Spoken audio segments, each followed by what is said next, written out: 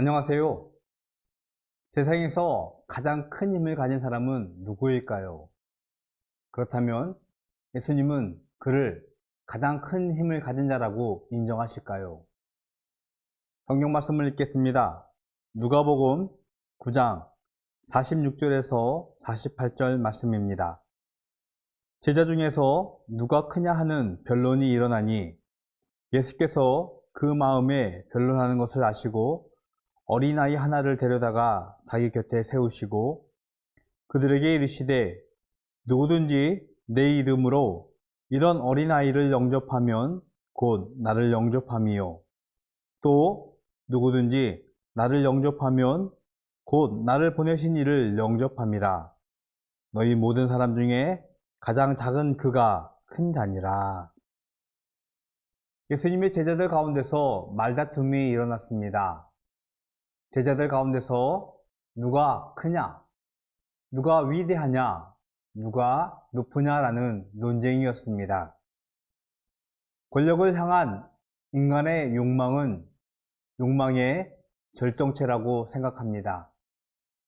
권력을 차지하기 위한 비통한 인간의 역사가 이를 반증하고 있습니다. 나를 따르라는 예수님의 말씀에 즉각적인 순종과 결단을 보여주었던 제자들에게도 권력에 대한 욕망에서부터 자유롭지는 못했던 것 같습니다. 예수님은 제자들의 다툼과 논쟁을 아시고 하나님 나라에 들어가는 자와 하나님 나라에서 큰 자가 누구인지를 가르쳐 주셨습니다. 예수님은 어린아이 하나를 데려다가 곁에 세우시고 이런 어린아이를 받아들이면 나를 받아들이고 나를 받아들인 자는 나를 보내시니 즉 하나님을 받아들이는 것이라고 말씀하셨습니다. 예수님 당시 어린아이는 그 존재의 의미가 매우 미미했습니다. 제자들조차 예수님께 다가오는 어린이들을 꾸짖으며 막아서려 했던 것을 기억합니다.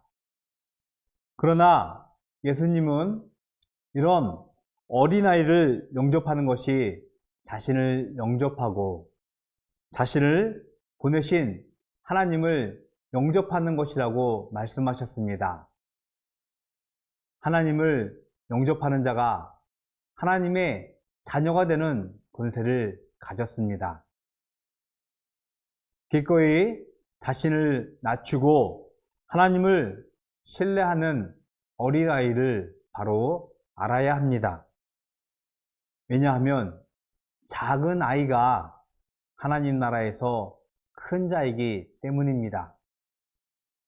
권력을 잡고 다른 사람 위에 서고자 하는 세상의 큰 자가 하나님 나라에서는 결코 큰 자가 아닙니다.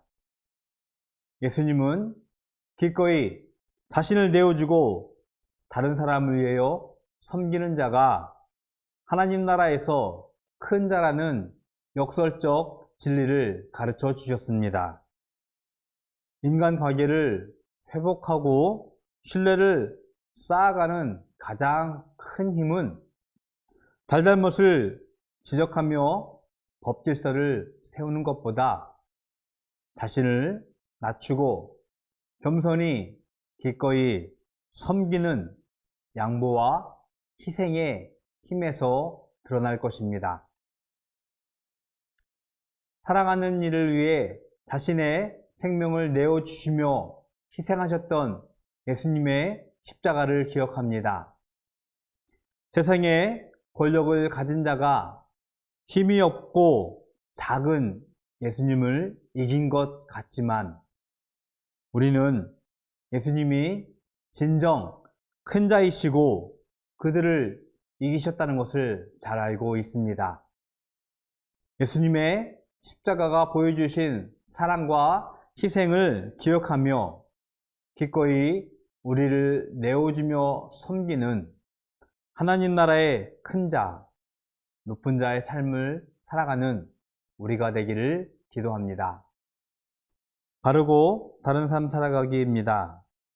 나는 권력을 지향하는 사람입니까? 내가 추구하는 권력과 예수님이 말씀하시는 권력과 충돌하지는 않는지 살펴보고 예수님이 말씀하시는 큰 자가 되기 위한 결단을 기록해 봅시다. 기도하겠습니다.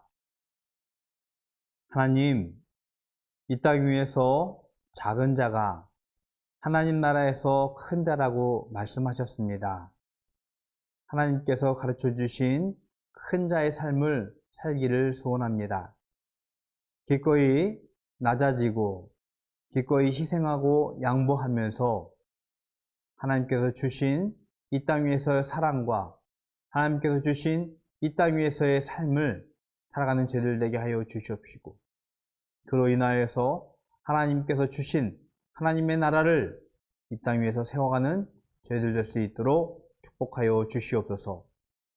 기꺼이 나 자신을 내어줄 수 있는 삶을 살아가는 저희들 되게 하여 주시옵시고 그로 인하여 하나님의 영광의 삶 살아가는 저희들 될 수 있도록 축복하여 주시옵소서.